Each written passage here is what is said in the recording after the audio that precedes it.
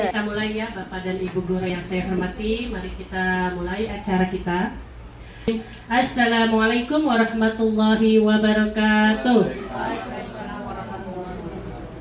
Alhamdulillahirabbil alamin. Amma ba'd. Puja dan puji syukur marilah kita limpahkan kepada Ilahir Rabbi Allah Subhanahu wa taala yang telah memberikan kita beribu-ribu macam nikmat, di antaranya yaitu adalah nikmat iman, Islam, dan nikmat kesehatan sehingga kita bisa berkumpul di tempat yang penuh mubarakah ini. Salawat beriringkan salam tidak lupa kita limpah curahkan kepada junjungan kita Nabi kita Muhammad sallallahu alaihi wasallam. Yang saya hormati dan kami banggakan Bapak Kepala Sekolah SDN Nagrak 02 Bapak Haji Amin SPD. Yang kami hormati dan kami cintai dan kami banggakan seluruh jajaran Dewan Guru SD Nagrak 02 yang insya Allah akan selalu bersinergi bersama dengan kita, mudah-mudahan selalu beramin ya Allah ya Rabbal Alamin. Baiklah, untuk mempersingkat waktu kita, marilah kita buka acara kita yaitu dengan melafalkan suratul Fatihah ala hadhihi niyyah wa likulli niyatin shalihah al-Fatihah. A'udzubillahi minasyaitonir rajim. Bismillahirrahmanirrahim. Alhamdulillahirabbil alamin arrahmanir rahim maliki yaumiddin. Iyyaka na'budu wa iyyaka nasta'in ihdinas siratal mustaqim siratal ladzina an'amta 'alaihim ghairil maghdubi 'alaihim waladdallin. Amin. Alhamdulillah, telah kita buka tadi acara kita. Marilah kita berlanjut ke acara selanjutnya yaitu adalah pemaparan materi. Oh iya, sambutan terlebih dahulu dari Bapak Kepala Sekolah Bapak Haji Amin SPD. Kepada beliau kami persilahkan dengan segala hormat.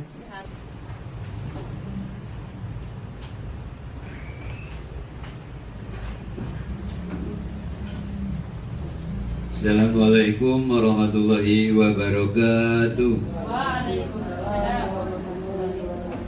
Bapak dan Ibu Guru SD Nagrak 02 yang saya hormati, kita bersyukur di pagi hari ini, pagi menjelang siang ya, bisa berkumpul dalam rangka mengikuti kegiatan aksi nyata diseminasi budaya positif di sekolah SDN Negeri Nagrak 02. Tentunya budaya positif memang harus kita selalu pupuk dan laksanakan di sekolah kita supaya putra-putri peserta didik kita menjadi terbiasa dengan budaya positif. Budaya positif di dalam berbagai macam hal, baik itu dalam pembicaraan, dalam sikap, maupun dalam menjaga lingkungan yang positif-positif perlu kita tumbuh kembangkan buat putra-putri kita. Dan kita sebagai orang dewasa perlu memberikan contoh positif, itu kaitan dengan kebersihan, kedisiplinan ya. Ini yang positif supaya harapannya menjadi generasi penerus yang lebih baik dari kita. Itu aja mungkin yang dapat saya sampaikan. Budaya positif di sekolah kita, marilah kita sama-sama laksanakan dan kita tularkan ke peserta didik kita. Mudah-mudahan niat baik dan program kita yang prakarsai oleh guru penggerak yaitu Bu Erni terlaksana di SDN Nagrak 02 ini. Itu harapan kita semua. Mudah-mudahan Allah Subhanahu wa taala memberikan kemudahan dan jadi amal baik bagi kita karena kita sudah melakukan program yang positif buat ke depan diamalkan oleh generasi penerus kita. Dan setelah kita meninggal ya Bu ya, tentunya kalau kita menerapkan kebaikan, pahalanya mungkin akan ngalir, lain dengan yang melakukan kejelekan. Makanya kita selalu berusaha untuk membuat berbuat baik bagi diri kita sebagai contoh bagi siswa-siswi maupun dia siswa-siswi kita bimbing terus sesuai dengan kemampuan kita masing-masing. Saya akhiri, wabillahi taufik, wassalam warahmatullahi wabarakatuh. Terima kasih kepada Bapak Kepala Sekolah SDN Nagrag 02, Bapak Haji Amin SPD. Mudah-mudahan apa yang beliau sampaikan bisa kita terapkan di sekolah kita yang tercinta ini. Baiklah teman-teman dan Ibu Guru dan Bapak Guru yang kami hormati, kita berlanjut kepada acara inti, yaitu adalah pemaparan materi oleh Ibu Asri Dewi Endang Siswandi SPD, yaitu tentang aksi nyata diseminasi budaya positif di sekolah kita. Kepada Ibu Asri kami persilahkan dengan segala hormat. Desi. Baiklah, terima kasih. Assalamualaikum warahmatullahi wabarakatuh. Alhamdulillahirabbil alamin, wassalatu wassalamu ala asrofil anbiya'i wal mursalin wa ala alihi washabbihi ajmain. Pada yang terhormat Bapak Kepala Sekolah, mungkin barusan sudah izin karena akan melaksanakan Jumatan. Kepada yang terhormat seluruh Dewan Guru SD Nagrag Negeri 02 yang saya sangat hormati dan saya banggakan karena sudah berkenan untuk dapat hadir di tempat ini untuk mengikuti diseminasi budaya positif di sekolah. Puji dan syukur kita panjatkan kehadirat Allah Subhanahu wa taala karena kita bisa berkumpul di tempat ini dalam keadaan sehat walafiat. Tidak lupa sholawat serta salam kita curahkan kepada junjungan kita Nabi besar Muhammad SAW. Baiklah, pada seluruh Dewan Guru SD Negeri Nagrag 02 yang saya hormati, di sini saya akan mensosialisasikan atau menyampaikan tentang diseminasi budaya positif di sekolah.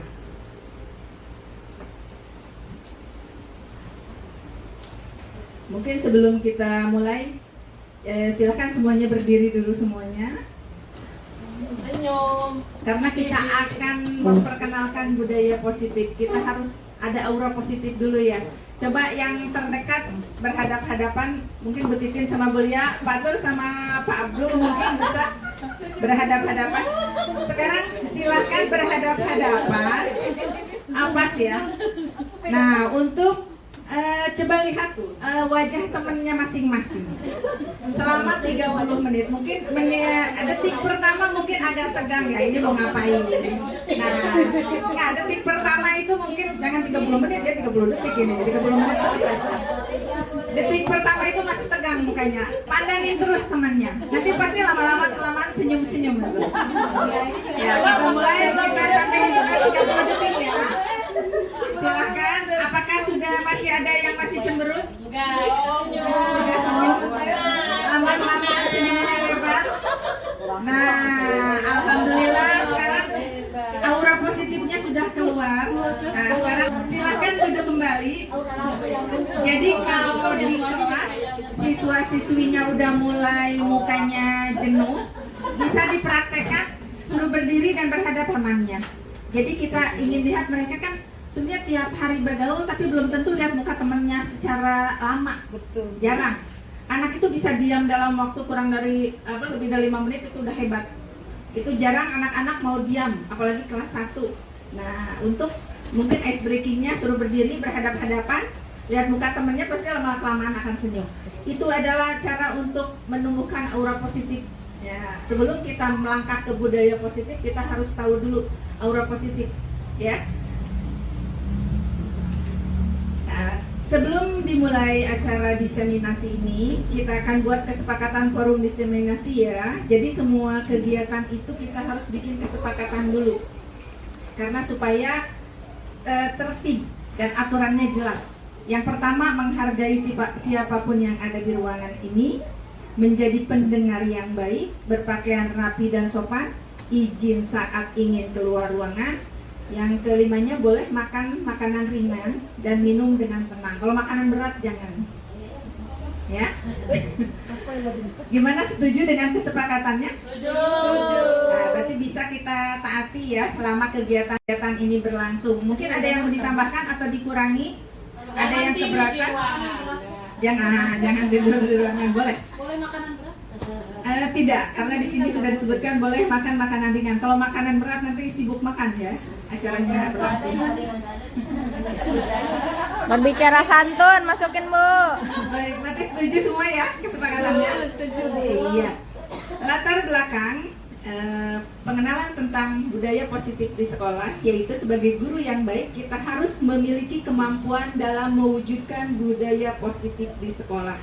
Budaya positif tersebut dapat dijalankan dengan menerapkan konsep-konsep inti seperti konsep budaya positif itu ada 7. Yang pertama yaitu perubahan paradigma belajar. Yang kedua disiplin positif. Yang ketiga kebutuhan dasar manusia. Yang keempat motivasi perilaku manusia. Yang kelima posisi kontrol restitusi. Yang keenam keyakinan kelas. Yang ketujuh yaitu segitiga restitusi. Jujur dulu waktu pertama kali saya belajar modul 1 ini di CGP ini masuk ke modul 1 dan subnya modul 1.4 itu tentang budaya positif. Banyak sekali hal-hal baru yang saya baru temukan. Malah kata-kata baru. Jadi saking saya pengetahuannya tidak terlalu luas karena kurang dalam membaca. Jadi ketika menemukan kata-kata yang baru didengar itu, ini apa sih? Nah, jangan sampai hal seperti yang saya alami itu terjadi dengan ibu-ibu. Jangan sampai restitusi apaan, nah itu. Yang pertama kali saya baca, taunya prostitusi kan? Kita taunya cuma prostitusi. Kalau restitusi, perasaan apaan gitu kan? Di sekolah kok ada restitusi gitu. Nah, pengalaman buruk seperti itu tuh jangan sampai terjadi dengan ibu-ibu semua, ibu bapak guru di sini. Cukuplah dengan saya yang nggak tahu. Nah, ibu bapak guru di sini berarti kan kalau memang ada yang sudah tahu berarti hebat, pengetahuannya lebih luas, ya. Karena pengetahuan itu semakin kita gali semakin banyak kekurangan kita, ya. Yang pertama akan kita bahas yaitu tentang perubahan paradigma belajar. Dalam perubahan paradigma belajar, kita itu memasuki kurikulum merdeka. Itulah kita mengalami perubahan paradigma belajar.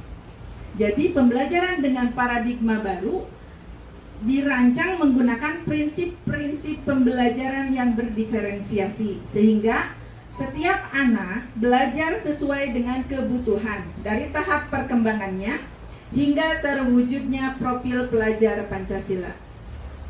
Sebentar.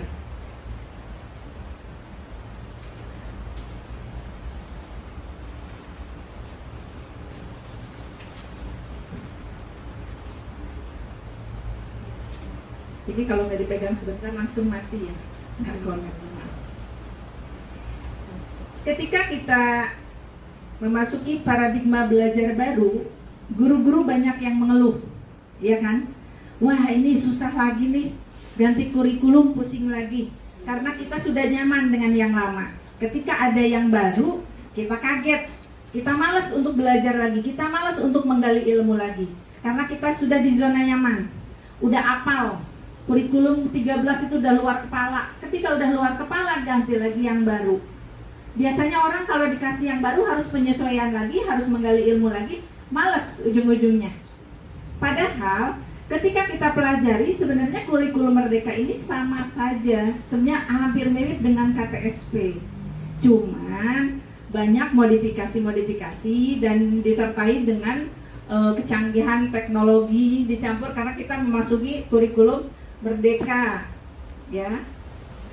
Nah, dalam kurikulum merdeka ini ada 6 dimensi yang harus kita kuasai, kuasai yaitu kebinekaan global, bergotong royong, kreatif, bernalar kritis, mandiri, dan beriman bertakwa kepada Tuhan Yang Maha Esa dan berakhlak mulia.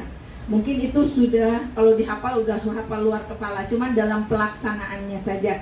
Apalagi tahun ini kita akan memasuki semua secara global dari kelas 1 sampai 6 menggunakan kurikulum merdeka. Berarti paradigma belajarnya berubah semua.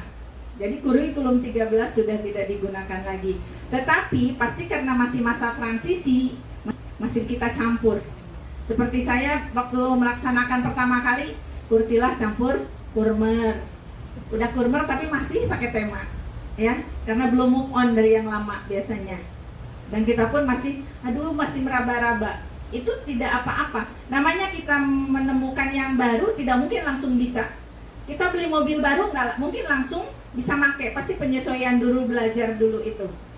Asal mau bertanya. Makanya di sekolah kita diadakan kombel, itu gunanya kita untuk sharing, untuk bertukar pikiran, untuk bertukar pendapat, untuk memberikan ilmu, walaupun ilmu sedikit tapi disampaikan kepada teman-teman kita, itu akan semakin bertambah. Kalau ilmu, kalau uang dikasihkan ke orang berkurang, tapi kalau ilmu dikasihkan ke orang itu akan bertambah.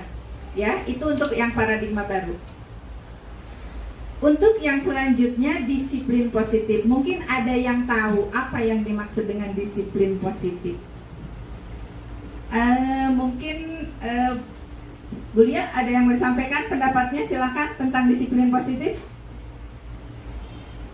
Disiplin positif di sekolah kita mungkin harus diterapkan dengan yang telah ada peraturan-peraturan di sekolah yang guru, cuman di sini tuh kadang kita belum menemukan langsung beramal anaknya tuh. Saya kadang suka ngasih tahu anak-anak, ayo kalau ketemu sama guru jangan hai bu, jangan hai bu, tapi ucapkan salam, assalamualaikum ibu. Nah, itu juga termasuk ya Bu Erni ya, disiplin positif ya, mungkin kayak gitu. Jadi di situ kita harus tanamkan mulai dari diri kita, guru-gurunya, dan kita bisa mengacu pada aturan-aturan yang telah diterapkan oleh pemerintah. Mungkin itu aja. Ya, terima kasih kepada Bu Lia atas pendapatnya. Jadi disiplin positif itu, kita menerapkan disiplin itu bukan karena takut karena atasan. Ketika kita datang ke sekolah, datang pagi-pagi karena takut sama kepala sekolah. Kita datang pagi-pagi supaya dipuji sama temen. Kita datang pagi-pagi kita ada alasannya.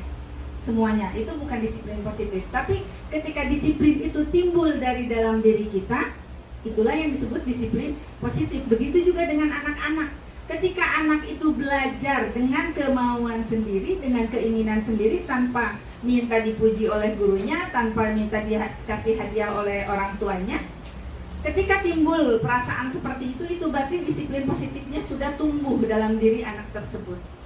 Jadi selain budaya positif ini harus tumbuh dan berkembang kepada guru-gurunya, tapi juga muridnya juga ya, terutama muridnya ya, kita mengajarkan budaya positif itu kepada muridnya, tapi harus diberi contoh dulu oleh gurunya. Karena budaya positif itu tidak akan berkembang kalau kitanya tidak memberikan contoh. Paham ya sampai di situ? Jadi dalam budaya kita makna disiplin adalah kepatuhan, dimaknai sesuatu yang dilakukan seseorang pada orang lain untuk mendapatkan kepatuhan. Kita cenderung menghubungkan kata disiplin dengan ketidaknyamanan. Kebanyakan orang kalau disiplin itu merasa terpaksa.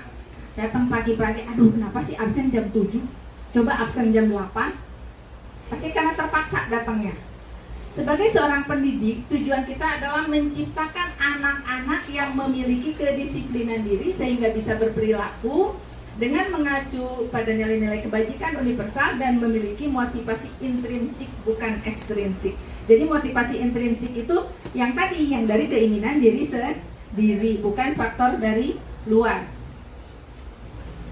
Untuk yang selanjutnya, yaitu kebutuhan dasar manusia. Kebutuhan dasar manusia itu ada 5, yaitu untuk bertahan hidup, untuk kasih sayang dan rasa diterima, untuk penguasaan, untuk kebebasan, untuk kesenangan. Untuk kebutuhan dasar manusia karena bertahan hidup, mungkin Pak Tur bisa memberikan pendapatnya. Terima kasih Bu Ari yang telah memberikan kesempatannya buat Pak Tur tentang masalah kebutuhan dasar manusia. Kita bertahan, dan yang kedua kasih sayang rasa diterima, 3 penguasaan, yang keempat kebebasan, yang kelima kesenangan. Jadi pada diri seorang anak ketika kita menanam kedisiplinan, seorang guru harus memberikan contoh yang baik dulu. Nanti insya Allah di situ kita akan ditiru oleh anak-anak murid. Ketika anak murid sudah meniru kita dari A sampai Z, pasti anak yang senang pada kita pasti akan meniru kita. Itu saja. Assalamualaikum warahmatullahi wabarakatuh. Terima kasih Pak Tur. Jadi manusia itu pada dasarnya satu, bertahan hidup, memenuhi kebutuhan itu. Seperti kita, guru-guru kita ini bekerja termasuk untuk bertahan hidup kan, untuk memenuhi kebutuhan hidup sehari-hari.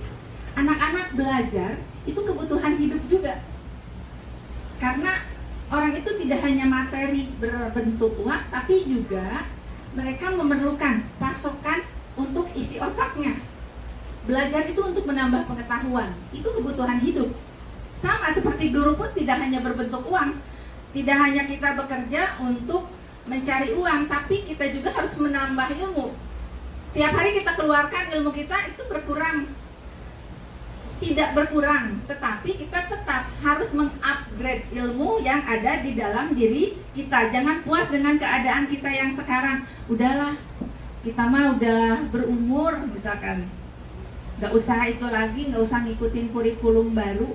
Tapi tetap kita tidak bisa tidak mengikuti perkembangan yang terbaru, karena kalau kita tidak mengikuti, kita akan tertinggal dan tertindas. Ya, kalau kita tidak mengikuti zaman, kita akan musnah seperti dinosaurus nanti. Dia tidak mengikuti revolusinya karena dia tidak menyesuaikan diri, tapi hewan-hewan lain yang menyesuaikan diri bertahan sampai sekarang. Nah, sama seperti kita. Kalau kita tidak berubah, nanti kita akan diganti oleh robot AI karena lebih pintaran mereka daripada kita. Kelebihan kita apa? Kita bisa mengajarkan akhlak. Kalau robot tidak, ya kan? Kita bisa mengajarkan tentang religius, tentang keagamaan.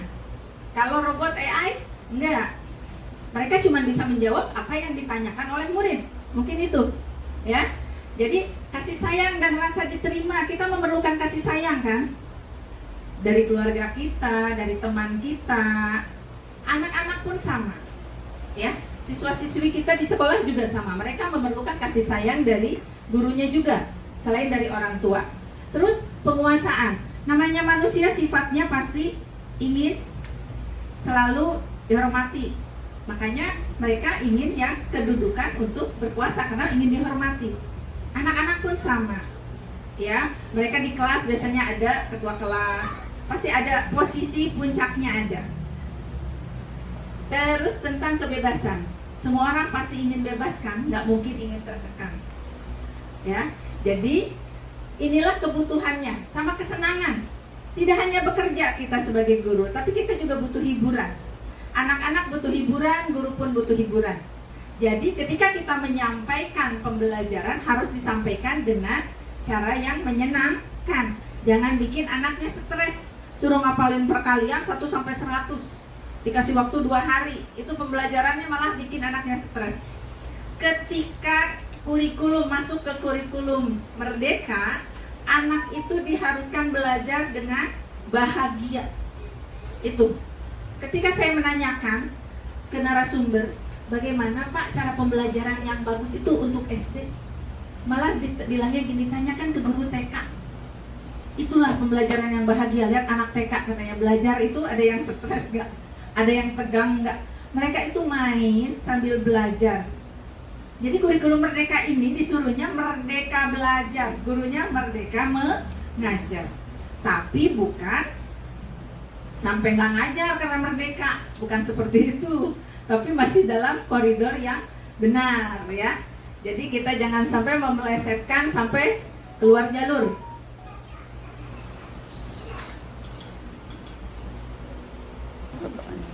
Yang selanjutnya yaitu motivasi perilaku manusia.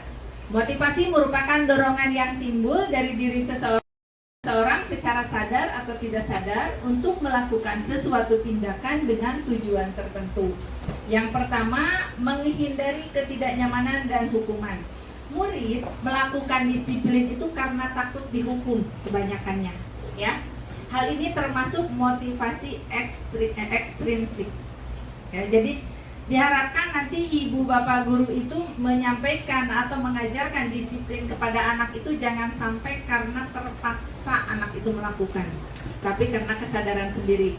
Yang kedua, mendapatkan imbalan atau penghargaan dari orang lain. Murid melakukan disiplin karena ingin mendapatkan penghargaan. Hal ini termasuk motivasi ekstrinsik juga. Yang ketiga, menghargai nilai-nilai kebajikan diri. Murid melakukan disiplin diri karena sadar akan nilai kebajikan dirinya. Ini merupakan motivasi intrinsik. Itu yang terakhir yang paling baik. Ya.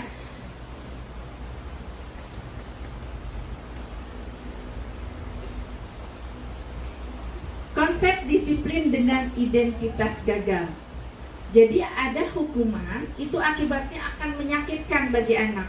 Jadi kita memberikan hukuman itu akan membekas sampai kapanpun. Jadi jangan sekali-kali diterapkan hukuman kepada anak di kelas itu, karena itu akan membekas. Yang kedua, akan tidak nyaman. Misalkan anak itu dihukum suruh berdiri di depan, diangkat kakinya sebelah sambil megang telinga, anaknya nggak bakalan nyaman. Dan dia ketika ketemu lagi sama bapak ibu guru jadi kayak takut, karena dia jadi ada rasa trauma dalam diri anak itu. Nah, yang ketiga itu murid merasa takut, terus bersifat memaksa, namanya hukuman pasti memaksa, ya. Yang selanjutnya, murid menyembunyikan kesalahan. Akhirnya bohong anaknya. Ketika melakukan kesalahan karena takut dihukum, akhirnya timbul bohong untuk nutupin kesalahannya. Yang selanjutnya, murid merasa rendah diri. Ada yang sampai disuruh lari keliling lapangan 10 keliling, ditontonin sama kakak dan adik kelasnya. Itu malah akan menjatuhkan harga diri anak. Jadi jangan sampai yang hukuman ini kita lakukan di keseharian kita dalam mendidik dan mengajar anak. Terus yang kedua, penghargaan. Jangan dikira ibu bapak guru penghargaan itu akan mengangkat motivasi anak, karena ini termasuk konsep disiplin dengan identitas gagal. Tidak efektif. Yang pertama, jadi penghargaan itu malah membuat tidak efektif. Yang kedua, merusak hubungan, ya. Yang ketiga, mematikan kreativitas. Yang keempat, menghukum. Yang kelima, mematikan nilai-nilai kebajikan yang ada pada dirinya. Yang maksudnya merusak hubungan itu, ketika kita memberikan, misalkan anak ini juara 1 di kelas, dia pasti ada persaingan di kelas itu, karena merasa nanti akan, wah teman saya ini nih saingan nih. Itu dapat merusak hubungan pertemanan jika itu diberikan penghargaan. Kita selama ini menganggap itu motivasi, ya, padahal itu akan merusak hubungan. Mematikan kreativitas, karena dia sudah merasa paling nomor 1, akhirnya dia tidak berkembang lagi. Udah cukup, orang gak ada saingan kok di kelas juga, aku yang paling pintar. Atau kalau guru, udah saya di sini paling pintar kok, udah gak nyari inovasi terbaru lagi, karena kalau bukan dari saya, dari siapa lagi? Nah, jangan sampai ada yang seperti itu. Kalau nggak ada penghargaan, kita malah selalu bersemangat. Niatin aja lillahi ta'ala, udah. Yang balas cuman Allah, udah penghargaannya. Jangan berharap penghargaan dari manusia, karena ketika diberikan penghargaan dari manusia, hal ini yang akan terjadi. Ada konsep disiplin dengan identitas sukses, yaitu dengan memberikan konsekuensi. Jadi ketika anak melakukan kesalahan di kelas, kita jangan memberikan hukuman, tapi kita berikan konsekuensi. Itu ya udah yang paling maksimal, ya. Maksudnya jangan sampai berlebih juga. Nah, penguatan jangka pendek. Yang keduanya, perlu monitoring berkelanjutan. Jadi konsekuensinya juga bertahap. Jangan sampai langsung SP3. Nah, jangan seperti itu. Jadi kita peringatan dulu, peringatan pertama nih kepada anak kalau melakukan kesalahan, kedua, ketiga itu konsekuensinya. Terus stimulus respon, terus murid menghormati peraturan. Yang terakhir, kehilangan waktu untuk merenungi kesalahan, ya. Jadi konsekuensi itu berarti ketika sebelum dijalankan kita jelasin dulu. Kalau kamu tidak melakukan A, kalau kamu melakukan A, kamu akan diberikan konsekuensi ini. Jadi anak udah tahu nih, nanti kalau dia melanggar berarti akan diberikan konsekuensi, bukan hukuman. Kalau hukuman kayak orang diancam, ya. Terus restitusi ini yang baru saya pelajari selama ini. dari mulai. Oh iya, silakan untuk yang bapak-bapak silakan untuk sholat Jumat dulu, dipersilakan. Untuk ibu-ibu kita lanjut ya. Untuk restitusi, murid bertanggung jawab atas perilakunya. Fokus pemecahan masalah jangka panjang. Terus murid menghormati dirinya dan orang lain. Teori kontrol dirinya. Dan murid bersemangat memperbaiki kesalahan. Jadi dari restitusi ini nanti saya akan memberikan contoh di akhir, ada video tentang restitusi. Kita tuh sebenarnya suka melakukan itu, cuman nggak nyadar bahwa itu tuh restitusi.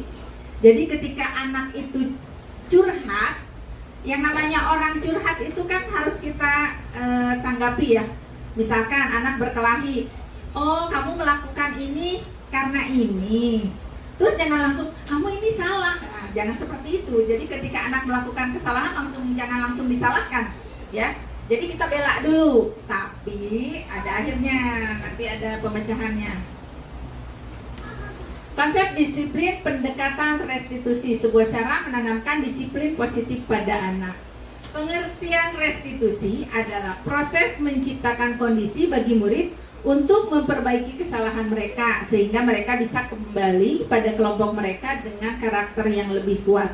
Jadi ketika restitusi itu prosesnya, anak ditanya dulu, sebab musababnya melakukan kesalahan. Jangan sampai anak terlambat sekolah langsung dihukum. Tapi kita tanya dulu, kenapa dia terlambat? Oh ternyata dia bantu ibunya dulu jagain adiknya karena belum pulang dari pasar. Tapi misalkan udah sekali, 2 kali, 3 kali, memang di rumahnya ternyata nggak ada anggota keluarga yang lain. Berarti kita bisa memaklumi kan? Kita bisa tahu oh masalahnya itu gitu ya. Terus ciri-ciri restitusi bukan untuk menebus kesalahan, namun untuk belajar dari kesalahan. Jadi anak itu diajarkan, kalau kamu melakukan itu, bagus atau enggak. Jadi kita tanyakan lagi ke anak.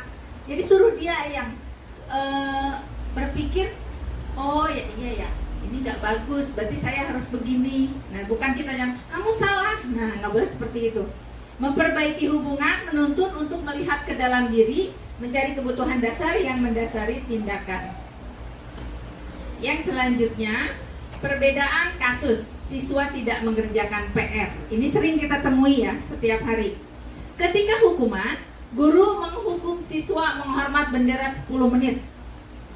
Nah, terus siswa jadi takut kan pada gurunya. Ketika kita terapkan anak tidak mengerjakan PR, jika diberikan hukuman anak akan takut. Tapi kita ketika memberikan konsekuensi, guru memberikan konsekuensi untuk mengerjakan PR saat istirahat sebanyak 3 kali. Atau guru tegas dan siswa menghormati peraturan. Jadi kalau kita memberikan konsekuensi itu anak tidak takut. Tapi anak itu akan belajar disiplin secara bertahap. Untuk restitusi, guru menanyakan keyakinan kelas dan akan membantu menyelesaikan masalah. Yang kedua, guru terbuka dan siswa menghormati dirinya dan orang lain. Ketika kita menggunakan restitusi, kita tanya, kamu sering tidak mengerjakan PR? Pasti anak itu jawab, iya Pak atau Bu, saya sering.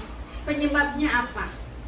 Ketika dia jawab, karena kalau malam nggak ada yang bantuin ngerjain PR-nya. Nah, kita jadi tahu penyebabnya kan? Misalkan kita, oh ibu maklum, kamu tidak mengerjakan PR, tapi kalau bisa kamu kerjakan kerja kelompok dengan teman kamu di sore hari, main ke rumah. Jadi kita memberikan solusi. Jadi jangan langsung disalahkan. Ya itu yang direstitusi. Jadi yang harus kita lakukan itu kita menerapkan yang restitusi itu. Kalau menurut hemat saya ketika belajar di antara hukuman, konsekuensi sama restitusi, menurut saya itu yang paling bagus. Selanjutnya kita memasuki posisi kontrol restitusi. Yang pertama penghukum, yang kedua pembuat rasa bersalah, yang ketiga yaitu teman, yang keempat pemantau, yang kelima manajer. Jadi kita sebagai guru itu bisa sebagai penghukum atau pembuat rasa bersalah, atau sebagai teman, atau sebagai pemantau, atau sebagai manajer. Apa maksudnya? Nah, kita akan jelaskan 5 posisi kontrol kita sebagai guru. Yang pertama penghukum. Seorang penghukum bisa menggunakan hukuman fisik atau verbal. Diharapkan sebagai guru kita jangan menggunakan kontrol sebagai penghukum. Yang kedua, pembuat rasa bersalah. Biasanya guru atau orang tua akan bersuara lebih lembut. Pembuat rasa bersalah akan menggunakan keheningan yang membuat orang lain merasa tidak nyaman, bersalah atau rendah diri. Jadi guru bisa aja ketika anak melakukan kesalahan bilang gini sambil ngomongnya pelan-pelan ke anak, kamu jangan begitu dong, nanti ibu yang disalahin sama kepala sekolah. Nah anaknya jadi merasa bersalah kan. Oh kalau dia melakukan kesalahan nanti ibu guru yang kena hukuman dari kepala sekolah. Nah itu yang disebut pembuat rasa bersalah. Yang selanjutnya yaitu sebagai teman. Posisi ini tidak akan menyakiti murid, namun akan tetap berupaya mengontrol murid melalui pendekatan persuasif. Posisi teman pada guru bisa berdampak negatif atau berdampak positif. Jadi kita memposisikan diri kita kepada anak itu kayak sama teman, apalagi kalau guru SMA. Jadi kita memposisikannya jangan sebagai guru. Anak itu semakin dilarang semakin bandel kalau anak SMA itu. Anak SMK juga. Ketika semakin kita larang, semakin ngelawan. Tapi ketika menempatkan, ayo sama bapak kita ngobrol dulu. Ketika ada masalah itu seperti itu. Mungkin kamu punya masalah, coba bisa curhat nggak ke bapak. Nah itu posisi sebagai teman. Jadi anak diajak ngobrol secara baik-baik, kayak dia ngobrol sama temannya. Jadi kita bisa menempatkan seperti kalau guru kelas 1 seperti saya, anak itu ya sebagai teman kita jadi kayak ke ibunya. Jadi anak itu ketika bercerita itu merasa nyaman. Ya. Sebagai pemantau, guru bertanggung jawab atas perilaku murid-muridnya yang diawasi. Posisi pemantau berdasarkan peraturan-peraturan dan konsekuensi dengan menggunakan sanksi konsekuensi. Guru dapat memisahkan hubungan pribadi dengan murid. Posisi tersebut berawal dari teori stimulus respon yang menunjukkan tanggung jawab guru dalam mengontrol murid. Jadi ketika di kelas, guru itu bisa berperilaku sebagai pemantau. Ketika anak melakukan kesalahan, ditegur. Ketika anak berkelahi dengan temannya, kita pisahkan. Ketika anak itu tidak tahu, kita kasih informasi, kita beri penjelasan. Ya, jadi posisi guru itu kita bisa sebagai apa saja. Sama kita kalau di rumah ya, kita sebagai istri harus menjadi manajer keuangan, kita sebagai guru privat, jadi harus serba bisa. Guru pun sama. Yang ketiga, sebagai manajer, posisi di mana guru melakukan sesuatu bersama murid, mempersilahkan murid mempertanggungjawabkan perilakunya, mendukung agar murid dapat menemukan solusi atas permasalahan sendiri. Nah ini adalah posisi yang terbaik untuk guru. Kita memposisikan diri kita sebagai manajer di kelas itu. Jangan kayak penguasa. Kita di kelas udah kayak raja aja, anaknya disuruh. Ketika salah dihukum. Nah jangan seperti itu. Yang bagus itu kita sebagai manajer. Ketika anak melakukan kesalahan, kita bimbing anak itu, kita beritahu, ditegur secara baik-baik, diarahkan.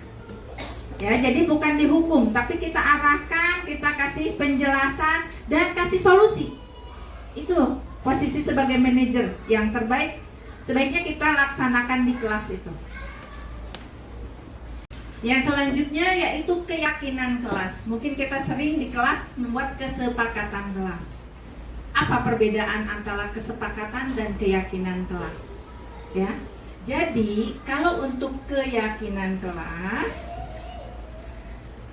dibandingkan dengan kesepakatan kelas, ini perbedaannya. Kesepakatan disusun dan dikembangkan bersama-sama antara guru dan murid. Kesepakatan kelas yang menuntun nilai-nilai positif akan berujung kepada keyakinan kelas.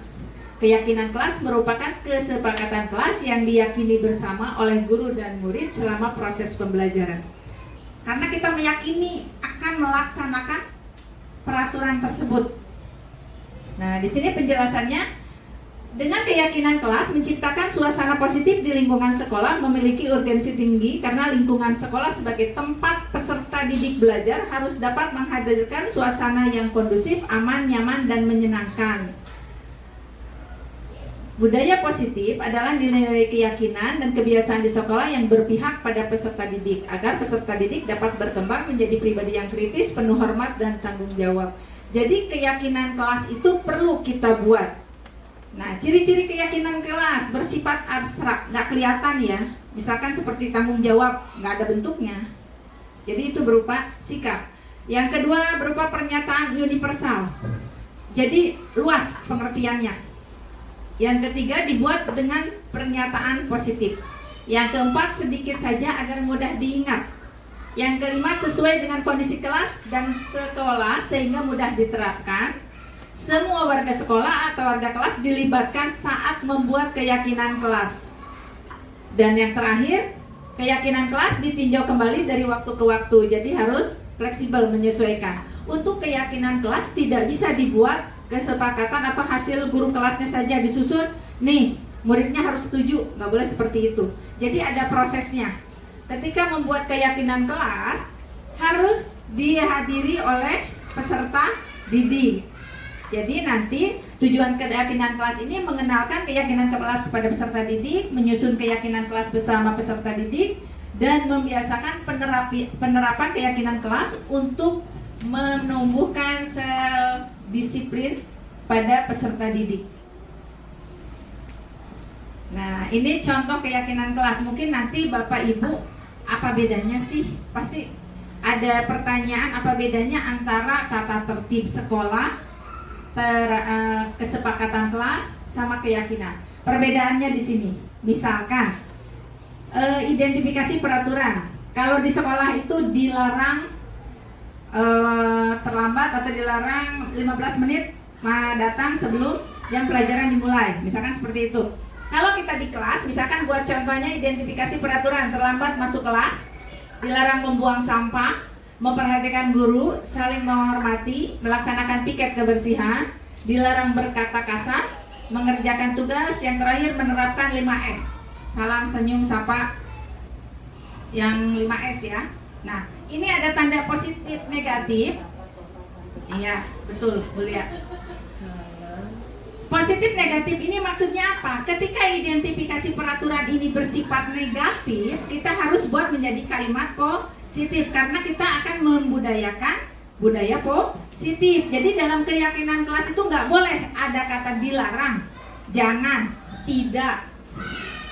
Misalkan dilarang membuang sampah, itu bukan keyakinan kelas. Tapi keyakinan kelasnya membuang sampah pada tempatnya. Jadi dibuatnya bentuk kalimatnya positif.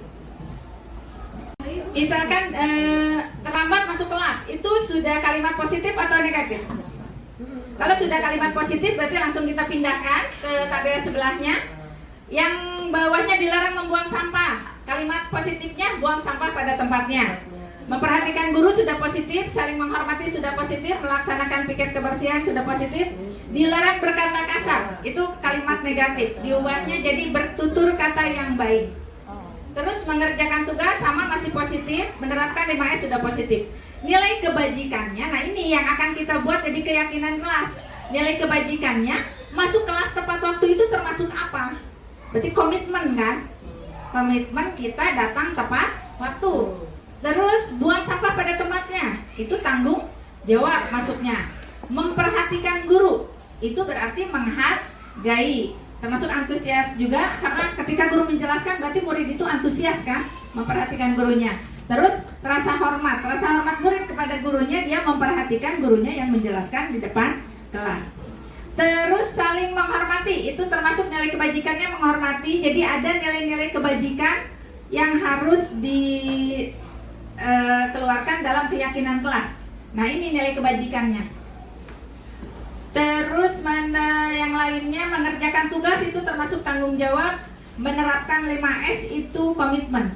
Ada toleransi, misalkan identifikasi peraturannya tidak mengganggu temannya yang sedang membaca doa, itu kan identifikasi peraturannya. Ketika diubah menjadi kalimat positif berarti apa? Asalnya tidak mengganggu temannya yang sedang berdoa. Kalimat positifnya coba ada yang tahu? Menghormati orang yang sedang berdoa. Nah, dinilai kebajikannya jadi toleransi, karena ciri-ciri keyakinan kelas itu bersifat universal. Kalimatnya tuh umum. Jadi bukan kalimat khusus, kata khusus yang digunakan. Nah, ini contoh hasil keyakinan kelasnya. Yang tadi muncul banyak itu, nah nilai kebajikan ini kan ada yang sama tuh, komitmen. Nah kita ambil satu, oh itu termasuknya ke komitmen. Terus yang tanggung jawab juga ada 2 kan, ambil 1. Terus menghormati juga ada 2, kita ambil 1. Akhirnya kita putuskan hasil keyakinan kelasnya ini. Yang pertama komitmen, yang kedua tanggung jawab terhadap tugas, yang ketiga menghargai sesama teman, yang keempat antusias terhadap pelajaran. Boleh, tapi jangan terlalu banyak, jangan sampai keyakinan kelas ada 10. Itu untuk anak-anak itu terlalu berat untuk memenuhinya. Ya, jadi kita ambil jalan tengah, misalkan 5 atau 7 boleh. Ya, tapi dilaksanakan. Itu untuk keyakinan kelasnya. Nah, sekarang kita memasuki segitiga restitusi, yaitu proses untuk menciptakan kondisi bagi murid untuk memperbaiki kesalahan mereka sehingga mereka bisa kembali pada keyakinan kelas dan menumbuhkan budaya positif dalam diri. Jadi kalau kita mau praktek restitusi di kelas, sebenarnya kita sering mempraktekannya, tapi kita nggak tahu bahwa itu adalah proses restitusi. Jadi ketika anak melakukan kesalahan, misalkan ada anak membuang sampah, kita panggil, ayo ke sini. Misalkan namanya Nagita, kamu sering melakukan kesalahan tersebut, misalkan. Nanti Nagitanya, ya Bu, kadang-kadang karena terpaksa tadi mau mengerjakan tugas, jadi terburu-buru mau nyari tempat sampah nggak keburu, akhirnya dibuang sembarangan. Terus nanti kita kasih nasihat. Jadi sebelum kita menyalahkan anak itu, kita tanya dulu sebab-musababnya. Atau ada anak yang berkelahi, jangan langsung dihukum aja dua-duanya, atau dihukum aja yang nonjok duluan. Kita tanya dulu sebabnya. Karena siapa tahu yang nonjok duluan itu malah dia sebenarnya korban. Anak itu karena kesel, sering dicontek, atau kesel karena sering digangguin. Nah, jadi kalau kita tanya dulu di proses segitiga restitusi inilah kita mengetahui kebenarannya dulu, baru kita menyalahkan anak. Bukan menyalahkan anak, maaf. Baru kita memberikan solusi untuk masalah yang dihadapi anak. Nah, jadi dalam segitiga restitusi ini yaitu alasan mengapa melakukan itu. Ya, jadi validasi tindakan yang salah dulu. Baru menstabilkan identitas. Jadi kita kayak orang belain sebenarnya. Kalau kata saya kayak belain, oh ibu paham, sebagai manusia itu pasti tidak luput dari kesalahan. Tapi kamu sebaiknya kalau misalkan kejadian lagi, tolong bilang saja kepada ibu guru. Nanti ibu guru yang menegur ke temannya yang nyontek, misalkan seperti itu. Jadi itu menstabilkan dulu identitas anak. Baru menanyakan keyakinan. Kalau kamu melakukan itu lagi, kira-kira keyakinan kelas apa yang sudah kamu langgar? Nah, balik lagi ke keyakinan kelas. Makanya sebelum kita menerapkan segitiga restitusi ini, buat dulu keyakinan kelasnya. Karena nanti ketika kita menanyakan keyakinan kelas apa yang dilanggar, anaknya bingung juga. Orang belum ada keyakinan kelasnya. Tapi ketika sudah dibuat, oh keyakinan kelas menghormati orang lain Bu yang dilanggar. Nah, berarti keyakinan kelas apa lagi yang harusnya diterapkan? Sabar Bu. Nah, berarti keyakinan kelas sabar yang harus diterapkan oleh anak tersebut. Seperti itu ya. Yang selanjutnya 3 langkah segitiga restitusi, yaitu yang tadi menstabilkan identitas, validasi tindakan yang salah, dan menanyakan keyakinan ya. Sekarang kita akan menyaksikan video tentang proses pembuatan keyakinan kelas dan peristiwa restitusi. Silahkan menyaksikan.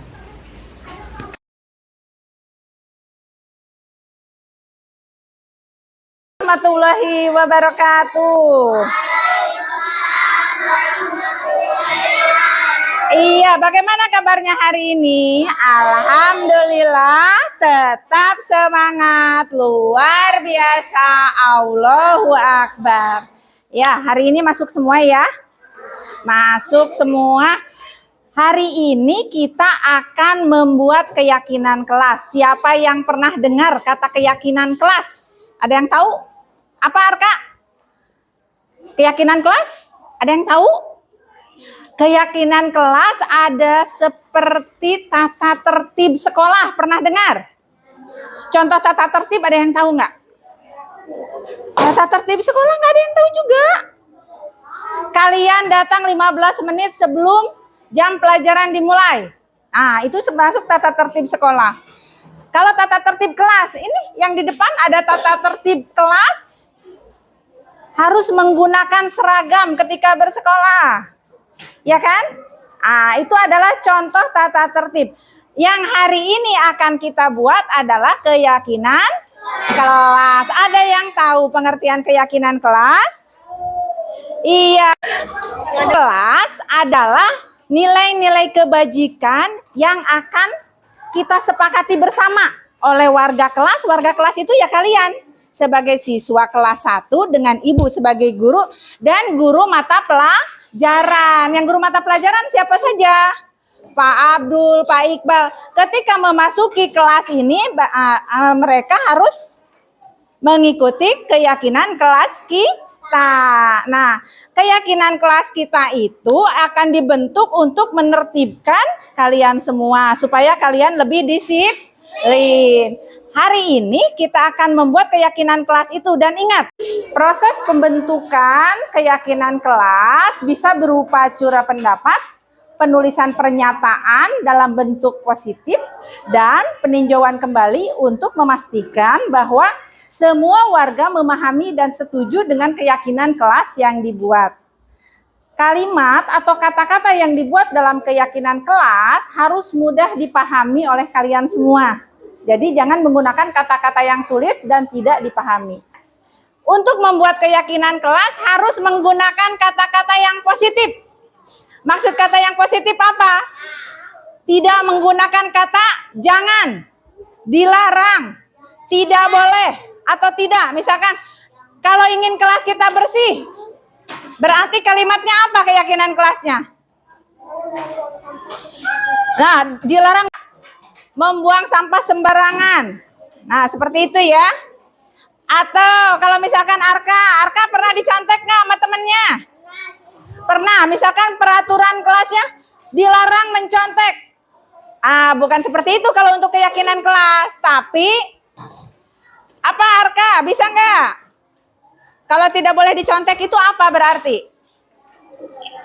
Menghormati sesama teman. Berarti hasil kerja teman tidak boleh kita contek. Bagaimana cara pengambilan atau pembuatan keyakinan kelas? Kita ambil suara, yaitu dengan cara kalian boleh memberikan pendapat kepada ibu. Menggunakan kertas atau seperti ini, post-it seperti ini. Nanti ibu bagikan. Ya, kalian tuliskan keyakinan kelas apa yang kalian inginkan di kelas ini. Coba, siapa yang tahu? Contoh kata untuk keyakinan kelas, apa? Bersahabat dengan semua teman. Boleh, apalagi? Apa yang kalian inginkan di kelas ini supaya kelas ini tertib, Fahri? Jujur, boleh. Ada yang tahu lagi?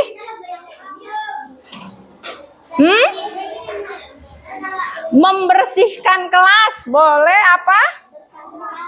Tanggung jawab. Kalau kalian datang tepat waktu, itu disebutnya apa kalau keyakinan kelasnya? Disiplin. Boleh nanti kalian tuangkan di kertas ini. Paham? Sekarang ibu akan bagikan, kalian tuliskan. Setelah selesai menuliskan, ditempel di sini. Ini akan menjadi keyakinan kelas kita. Nanti ibu sortir, ibu pilih keyakinan kelas mana yang sama ibu ambil. Atau kalimat yang sama ibu ambil, kita ambil satu saja. Kalau ada yang kalimat sama. Yang beda baru kita tempel. Paham ya? Ibu bagikan sekarang ya. Ibu akan bagikan, kalian tuliskan. Setelah selesai menuliskan, ditempel di sini. Ini akan menjadi keyakinan kelas kita. Nanti ibu sortir, ibu pilih keyakinan kelas mana yang sama ibu ambil. Atau kalimat yang sama ibu ambil, kita ambil satu saja. Kalau ada yang kalimat sama. Yang beda baru kita tempel. Paham ya? Ibu bagikan sekarang ya.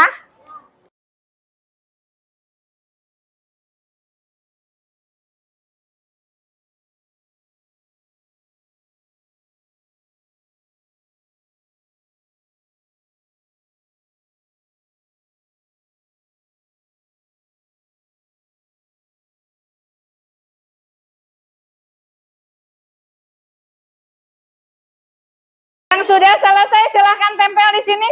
Udah selesai? Bawa ke sini yang udah, silahkan ditempel di sini. Ya, silahkan tempel.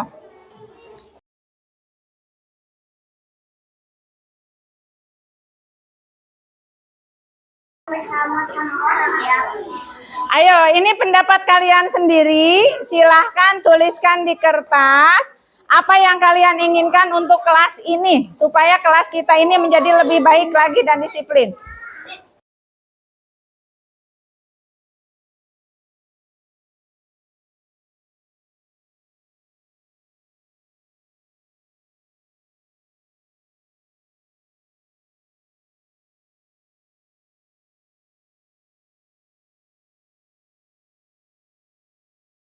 Ayo, silakan kalau sudah duduk semuanya. Sudah? Sekarang kita pilih. Di sini ada tanggung jawab. Boleh tanggung jawab. Ini sama tanggung jawab, berarti satu aja kita ambil ya. Keselamatan, boleh tanggung jawab ini sama, berarti yang satu diambil. Kesehatan, keselamatan sama. Jadi yang sama ibu ambil ya. Yang ditempel yang beda saja. Bersahabat dengan semua teman, harus patuh pada orang lain. Itu betul. Sekarang kita pilih. Di sini ada tanggung jawab. Boleh tanggung jawab.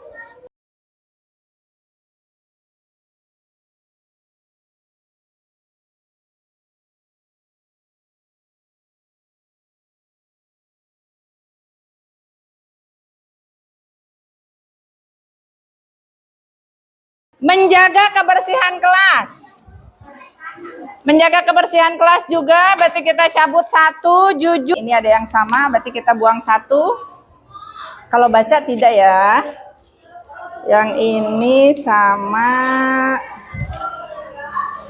Baik, yang toleransi boleh, yang ini tidak. Kalau yang sama berarti ibu cabut ya.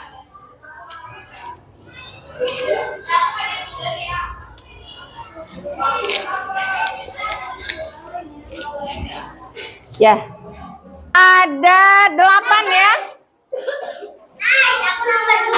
Ada oh ini ada enggak? Kita sudah mendapatkan 1, 2, 3, 4, 5, 6, 7. Kita sudah mendapatkan 7 keyakinan kelas yang akan kita sepakati. Dari keyakinan kelas kita ada keselamatan, ada tanggung jawab, ada kesehatan, ada bersahabat dengan semua teman, menjaga kebersihan kelas, ada disiplin, ada jujur. Ada berapa berarti jumlahnya? Ada 7 keyakinan kelas. Nah, hasil dari kalian membuat keyakinan kelas ini harus benar-benar kita laksanakan supaya kelas kita menjadi tertib. Ketika tertib kita akan nyaman untuk belajar ya. Jadi siap kalian melaksanakan semua keyakinan kelas ini? Siap. Untuk mengesahkan keyakinan kelas ini, kita 3 orang sebagai perwakilan untuk menyepakati keyakinan kelas. Nah, di sini kan ketua kelasnya Fania. Silakan Fania ke depan untuk menandatangani keyakinan kelasnya.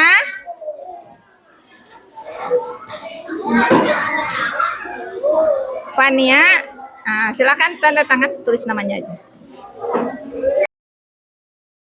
Ibrahim sebagai perwakilan, ayo ke depan. Iya, tanda tangan di sini. Terus sekarang Nur Abidah. Silakan Nur Abidah. Jadi kita perwakilan 3 orang ya, setuju?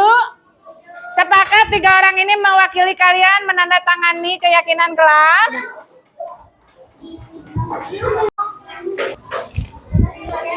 Iya, terima kasih. Alhamdulillah pengesahan keyakinan kelas kita ini sudah ditandatangani oleh perwakilan kelas ya. Jadi kalian siap untuk melaksanakan keyakinan kelas yang sudah kita buat ini. Baiklah, hari ini kita sudah membuat keyakinan kelas yang sudah disetujui oleh seluruh warga kelas ini. Di antaranya percaya diri, toleransi, bersahabat dengan semua teman, menghargai, kesehatan, menjaga kebersihan kelas, dan mandiri. Dan ini adalah pengesahan keyakinan kelas yang sudah ditandatangani oleh perwakilan kelas. Terima kasih. Assalamualaikum warahmatullahi wabarakatuh. Perkenalkan, nama saya Nur Abidah dari kelas 1A. Saya senang sekali diajak ibu guru berdiskusi. Membuat keyakinan kelas sangat seru dan menurut saya keyakinan kelas adalah sangat penting untuk menumbuhkan rasa tanggung jawab dan dapat membuat kita lebih disiplin karena dapat membuat kita lebih menghargai orang lain agar membuat kita lebih baik. Terima kasih. Wassalamualaikum warahmatullahi wabarakatuh.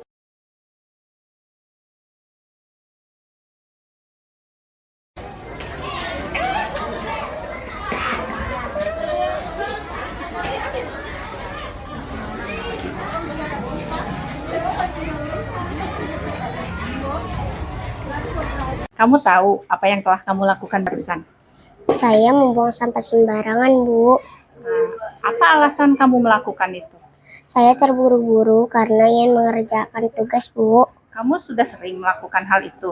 Iya, Bu, kadang-kadang. Baik, Nagita. Kamu berbuat kesalahan seperti itu manusiawi, tapi setiap orang pasti pernah melakukan kesalahan ya. Yang terpenting kita bisa belajar dari kesalahan tersebut dan memperbaikinya. Setuju? Setuju, Bu. Iya, jadi apa yang harus kamu lakukan sekarang? Sekarang saya tidak akan melakukan Low membuang battery. sampah sembarangan Please lagi, charge. Bu. Ya bagus. Jadi kalau kamu terburu-buru akan melakukan kegiatan lain, jadi sampahnya kamu simpan dulu saja di dalam tas atau kamu simpan di bawah meja. Nanti setelah melakukan kegiatan tersebut baru kamu buang. Baik, Bu. Kamu tahu mengapa kita tidak boleh membuang sampah sembarangan? Agar lingkungan tidak kotor, Bu. Iya, betul. Jadi membuang sampah sembarangan selain lingkungan kotor juga membuat banyak penyakit, ya, menimbulkan bau, merusak pemandangan juga dan banyak lagi akibat lainnya dari sampah. Baik, Bu. Saya paham. Saya tidak akan mengulanginya lagi. Iya, baik. Kalau kamu sudah menyadari kesalahan kamu boleh kembali ke kelas. Iya, Bu. Terima kasih. Iya. Assalamualaikum warahmatullahi wabarakatuh. Perkenalkan, nama saya Nagita Nurlaili.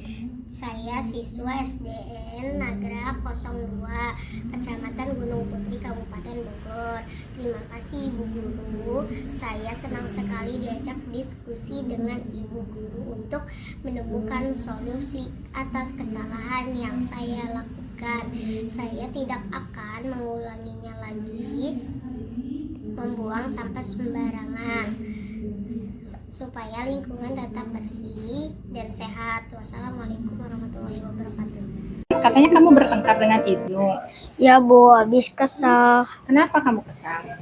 Ibnu terus-menerus mencontek hasil pekerjaan saya, bukan hanya PR, tugas juga selalu dicontek. Oh begitu, wajarlah kalau kamu marah dan kesal. Sebab kalau ibu di posisi kamu juga ibu pasti melakukan hal itu.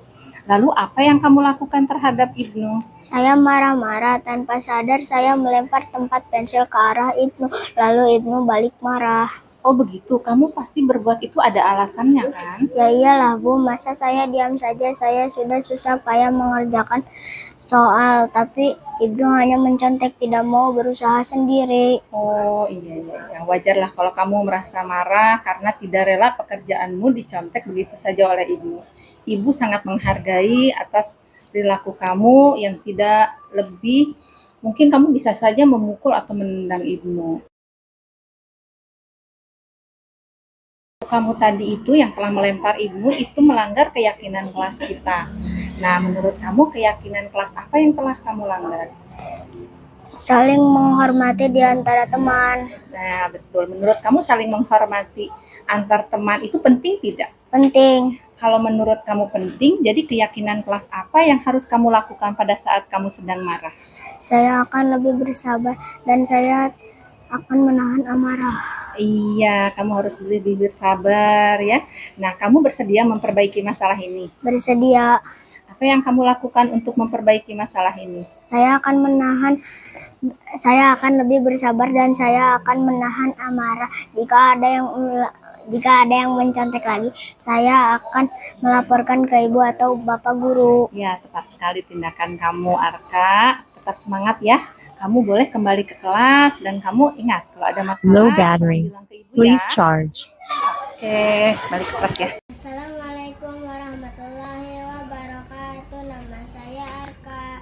Saya kelas 1. Saya senang sekali diajak diskusi dengan ibu guru untuk dapat mengendalikan diri dari amarah karena perilaku teman sekelas saya.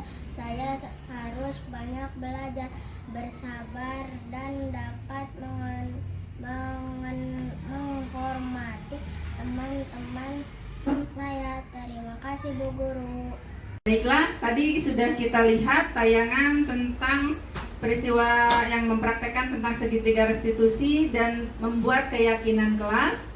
Dan saya sudah selesai memaparkan semua tentang materi budaya positif. Terima kasih kepada seluruh Dewan Guru SD Negeri Nagrak 02 yang telah menyempatkan waktunya untuk mengikuti kegiatan ini. Saya ucapkan terima kasih. Wassalamualaikum warahmatullahi wabarakatuh. Waalaikumsalam warahmatullahi wabarakatuh.